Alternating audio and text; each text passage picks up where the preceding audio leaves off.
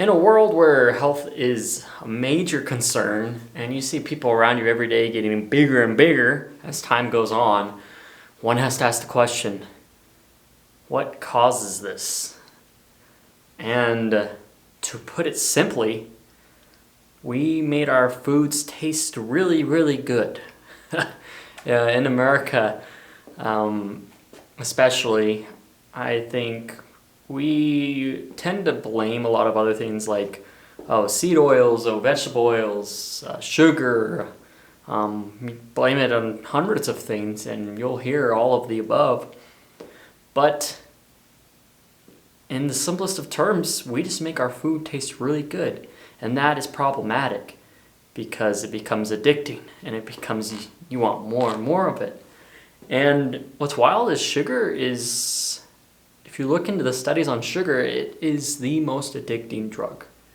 More addicting to cocaine and methamphetamine. And it's wild. And personally, I think everyone has a personal experience with that, especially here in America, where you get those cravings. And even after cutting sugar out of my diet for weeks and weeks, you will still have those cravings, regardless of how far away from it or how long you've gone without it. And